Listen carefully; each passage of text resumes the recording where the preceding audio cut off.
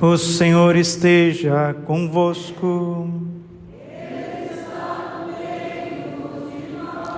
Proclamação do Evangelho de Jesus Cristo segundo Lucas.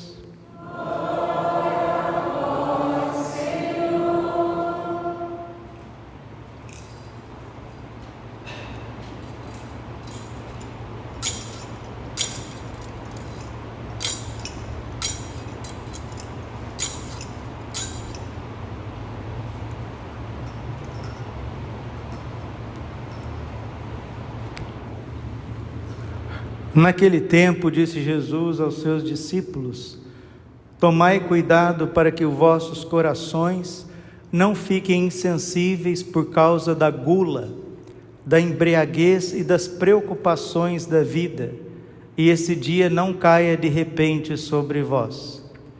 Pois esse dia cairá como uma armadilha sobre todos os habitantes da terra. Portanto, ficai atentos e orai a todo momento, a fim de terdes força para escapar de tudo o que deve acontecer e para ficardes em pé diante do Filho do Homem. Palavra da salvação.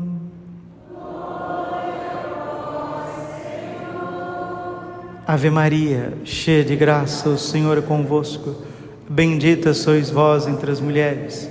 Bendito é o fruto do vosso ventre, Jesus. Santa Maria, Mãe de Deus, rogai por nós, pecadores, agora e na hora de nossa morte. Vinde, Espírito Santo, vinde por meio da poderosa intercessão do Imaculado Coração de Maria, vossa amadíssima esposa. Podemos sentar um pouquinho? Jesus, manso e humilde de coração. Vejam como que a igreja é sábia. O último evangelho do ano corrente litúrgico, né? Estamos terminando agora o ano A, ano de São Mateus. Mas, padre, o senhor proclamou São Lucas, São Mateus como o eixo da liturgia dominical. Lembrando que o domingo, ele dá o norte para a liturgia.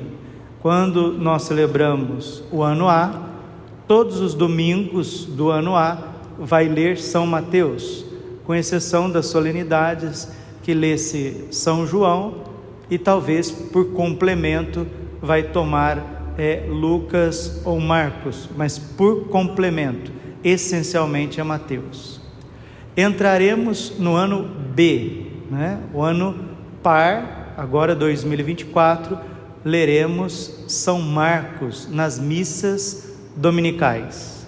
E no ano C, nas missas dominicais, leremos São Lucas. Nas solenidades, tempos fortes, Pascal, tempo de Natal, São João. Nós estamos na última proclamação do Evangelho do ano corrente A. Daqui a alguns minutos, nós entraremos num novo tempo litúrgico. Participar dessa missa é uma graça muito grande, porque nós vamos virar o ano da graça. Nós entraremos no Kairos. Daqui a alguns minutos, nós entraremos no tempo do Advento. E olha como que a igreja proclama o último evangelho desse ano litúrgico. Naquele tempo, disse Jesus aos seus discípulos: tomai cuidado para que os vossos corações não fiquem insensíveis por causa da gula. Gula, padre, sim, gula. A turma come e come de novo, e porque está com problema come, porque está com dívida come, porque está sozinho, carente, come, porque não consegue resolver os problemas, come, e come de novo, e come mais um pouquinho, e belisca e come. Por isso que as pessoas estão gordinhas, e quando a gente come, muitas vezes a gente vai comer o que é prazeroso, e o que é prazeroso tem uma grande carga, uma grande dose de açúcar e gordura. Daqui a pouquinho o corpo começa a sentir. problemas cardíacos, problemas de hipertensão, problemas renais, problemas de inflamação crônica, problemas na vista. 50% dos problemas crônicos estão ligados com a alimentação. E não alimentação no sentido de comer simplesmente para sobreviver. Porque Santo Agostinho, no tempo dele, já dizia: é preciso tomar os alimentos como remédio. E nós temos que comer para viver, não viver para comer. A gula é um pecado capital e as pessoas não confessam esse pecado. Dificilmente você vai chegar numa confissão: ó Padre, eu peço perdão a Deus Nosso Senhor aqui, o Senhor a vós, Padre, porque eu pequei pela gula. E às vezes a gente acha, assim, no senso comum das pessoas, a gente acha que gula é se empanturrar de comer. Não, gula não é isso. Gula é você procurar um prazer desmedido na comida. Tem gente que come pouco e é guloso, porque toda hora tem que sentir o prazer da comida ou da bebida. Tudo que está ligado à oralidade, que é injetado pelo nosso organismo, vem pelo vício capital da gula. Por exemplo, o alcoolismo é uma espécie de gula. A drogadição é uma espécie de gula. As dependências de remédio, de comprimidos, né? Que os laboratórios amam, né? Que certo ramo da medicina ama, de empanturrar as pessoas de comprimido. Isso é uma forma de gula. Então nós temos que ter sobriedade, e Jesus está falando isso para nós, em relação à vida, em relação à morte, em relação ao fim dos tempos. Tomai cuidado para que os vossos corações não fiquem insensíveis por causa da gula. A gula tira a sensibilidade espiritual, a gula tira o gosto de Deus, a gula, ela tira a nossa sede de Deus. Santo Agostinho diz que é preciso que tenhamos sede de Deus, porque Deus tem sede de nós, e essa sede de Deus, sapere, né? Sabedoria vem de sapere, no latim, significa sabor. Esse sabor nas coisas de Deus. Eu tenho prazer em ir lá na igreja, eu tenho prazer em cantar para Deus, eu tenho prazer em louvar a Deus, eu tenho prazer em arrumar a igreja, eu tenho prazer em meditar a liturgia das horas. A gula tira o prazer das coisas de Deus. Por isso que os santos são penitentes, por isso que os santos comem pouco, por isso que os santos mortificam o paladar. Santa Teresinha, em alguns momentos da vida, chegava a colocar terra na comida para não sentir gostos. Desculpe, Santa Teresinha não, São Francisco de Assis colocava terra na comida, Santa Teresinha punha cinzas, em certos momentos do ano, para não sentir aquele prazer, para mortificar. Era próprio de Santa Teresinha, da sua espiritualidade, essa tríplice atitude, né? Mortificar constantemente os sentidos, jamais reclamar situação nenhuma e dar preferência aos outros. Eis aqui um itinerário excelente para a nossa santificação. Parar de reclamar, parar de murmurar, parar de lamuriar, dar preferência aos outros, ajudar os outros, compreender os outros, e mortificar os olhos, mortificar os ouvidos, o olfato, o paladar e o tato, mediante as penitências mais simples. Tomai cuidado para que os vossos corações, Lucas 21:34, não fiquem insensíveis por causa da gula, da embriaguez e das preocupações da vida. Está vendo? A gula geralmente está ligada à embriaguez, à drogadição. Dói, meus irmãos, viver dói, e aqueles que são mais sábios e santos, eles são unânimes em dizer: quanto mais velho você vai ficando, quanto mais o tempo vai passando, mais as coisas vão ficando difíceis, porque você vai ficando dependente dos outros, e a pessoa que não tem humildade, ela não consegue ser dependente dos outros, e ela fica revoltada por dentro. Por isso que quanto mais velhinho vai ficando, o peso da vida vai ficando ranzinza, a pessoa vai ficando ranzinza, a pessoa vai ficando intolerante, cabecinha dura, teimosa. Tem velhinho que vai ficando uma gracinha, tem velhinha que, misericórdia, Jesus, gula, embriaguez, preocupações da vida. Aqui é uma rede que cai sobre todos nós, preocupações exageradas. A palavra preocupação vem de uma raiz grega que significa estar em dois lugares ao mesmo tempo.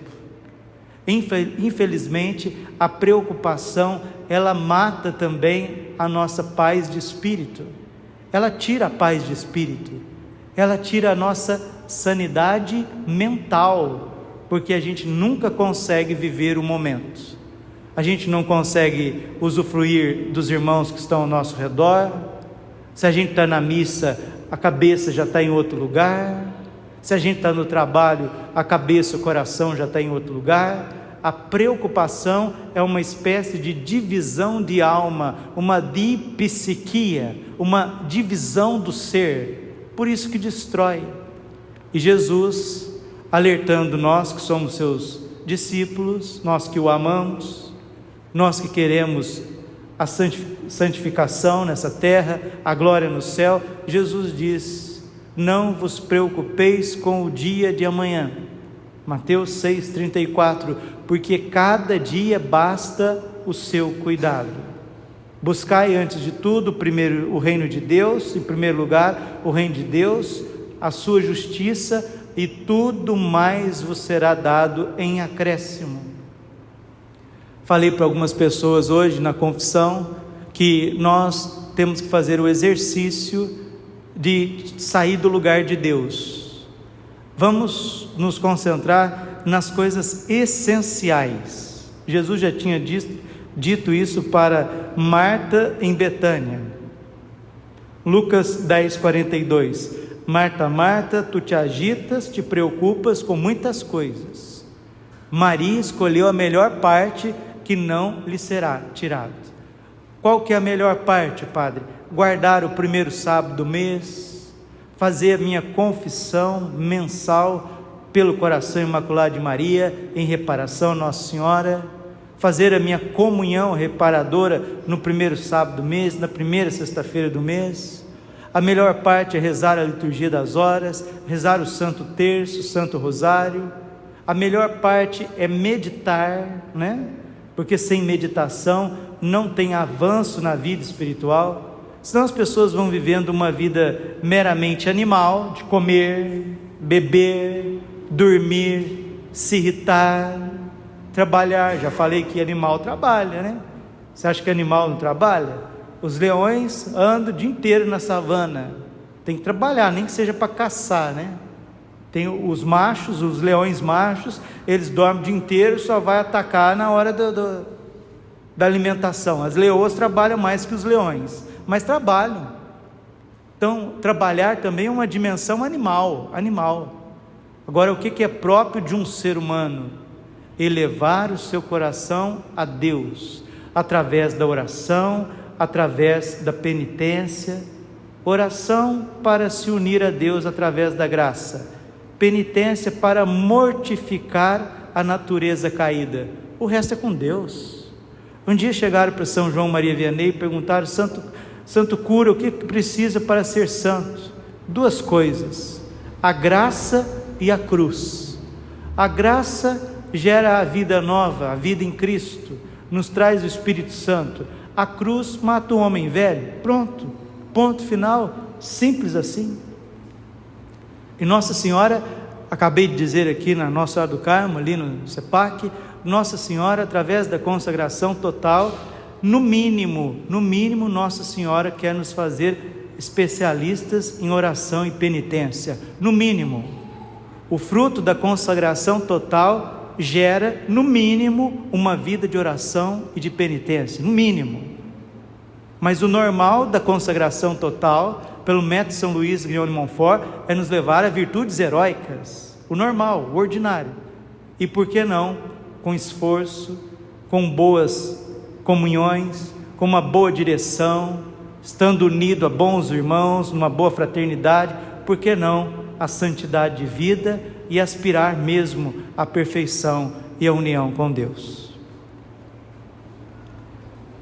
Não fiquem, cuidado para não ficarem insensíveis por causa da gula, da embriaguez e das preocupações da vida. E esse dia não caia de repente sobre vós. Padre, que dia que é esse? O dia da ira do Senhor? O dia do acerto de contas? O dia da grande tribulação? O dia que a terra começar a tremer? Os elementos do céu começar a cair? Os 3 dias de trevas? Os dias que os demônios sairão todos do inferno para pegar aqueles que são deles, que viveram matando, roubando, extorquindo, matando a missa, indo se prostituir com os ídolos, nas seitas, nos despachos, nas idolatrias, nas feitiçarias, aqueles que aliciaram, que mataram, que perseguiram, aqueles que foram insensíveis, que fizeram do comer, do beber o seu Deus, aqueles que se entregaram aos ídolos, se prostituíram com os ídolos numa vida fútil. Os demônios virão buscar essas pessoas. Você acha que isso não é brincadeira? Jesus está alertando para isso. Cuidado, é Jesus que está falando. Ele que é a verdade não mente, Ele está dizendo: cuidado, atenção, ficai atentos, vigiai e orai. É Deus que está falando. Deus não brinca de pôr medinho em ninguém não. Deus não fica pondo draminha em ninguém não, fazendo histerias com as pessoas, ai, ai, ai. Não, Deus não faz isso não. Deus é verdade, Deus é sério, Deus é amor, Deus é simples. Ele fala aos corações. Pois esse dia cairá como uma armadilha sobre todos os habitantes da terra. Que dia? Esse dia dies irae. O advento entra no dies irae, na preparação do dia do Senhor. Por isso que agora no primeiro domingo do advento, no segundo domingo do advento, na primeira semana do advento, na segunda semana do advento, belíssima liturgia da palavra nos colocará para refletir no fim de todas as coisas. Eclesiástico capítulo 7, versículo 40, lembra-te sempre, recorda-te sempre, medita sempre no teu fim e jamais pecarás. Um dia uma pessoa falou para mim, é pura verdade, falou: padre, o homem moderno, as pessoas vivem como se o pecado não existisse. As pessoas vivem como se não fosse morrer, como se não fossem prestar contas das suas atitudes. E Jesus, que é bom pastor, está alertando: esse dia cairá como uma armadilha sobre todos os habitantes da terra. Versículo 36, Jesus vem dando os remédios, os paliativos. Portanto, ficai atentos e orai a todo momento. Está vendo? É rezar todo momento. Rezar, claro que eu vou rezar. Rezar uma Ave Maria, Pai Nosso, para dormir. Fazer o sinal da cruz para começar o dia. Isso é uma oração assim, de gente que, olha, coitadinho, isso é mais um sincretismo religioso do que uma vida de piedade, né? Ao menos o Santo Terço todos os dias. Nossa Senhora em Fátima recomendou o terço, em Lourdes recomendou o terço, em Paris a medalha milagrosa, Nossa Senhora recomendou o terço, La Salete ela recomendou o terço, em Fátima ela aparece com o terço, em todas as aparições de Nossa Senhora, Garabandal, Medjugorje, Nossa Senhora pede nas 5 pedrinhas que rezem o terço todos os dias, e ela disse: querem a paz meus filhos, rezem o terço todos os dias. Portanto, ficai atentos e orai a todo momento, a fim de terdes força. Está vendo? A oração nos traz força. Filipenses capítulo 4, versículo 13, tudo posso naquele que me fortalece. Padre, de onde vem a força da vida? A força para não sucumbir, a força para não se render diante dos docinhos, a força para não se render diante do glúten, da lactose, desse excesso de gordura, desse excesso de alimentos prazerosos. E hoje a gente acha que é simplesmente uma opção, mas daqui a pouquinho, daqui a pouquinho eles começam a trazer as consequências, porque não foi à toa que eles mexeram na essência do trigo, né? Porque do trigo vem o pão, do pão vem a Eucaristia. Mexeram no trigo para dar uma bomba de glúten. O nosso leite já não é o leite da vaquinha mais, é todo industrializado. Os alimentos são todos processados, industrializados, perderam os nutrientes, e a gente vai comendo a doença. Então, como que nós vamos resistir a tanto prazer na alimentação, como nunca houve em todos os tempos? Em todos os tempos, desde quando o mundo é mundo, nunca houve tantos alimentos processados e industrializados para que possam gerar dependência e prazer. Como resistir a isso? Portanto, ficai atentos e orai a todo momento, para não entrar de latinha em latinha, de cervejinha em cervejinha. E agora o baseado está na moda, né? Tem gente que fuma baseado na frente da polícia. Antigamente, se a polícia sentisse o cheiro de maconha, já saía ali para ver o que está acontecendo. Hoje o cabra está fumando baseado, a polícia passa perto. Ô, sou guarda, o senhor não quer um também não? Vamos apertar um aí. Está vendo? Sobriedade, o contrário da sobriedade, o que é? É justamente a pessoa estar entorpecida o tempo inteiro por comida, por bebida, por telas. É o anti-evangelho, é o contramão da virtude. Não é nem o anti-evangelho, é mais do que isso. O evangelho é muito digno, é anti-humano.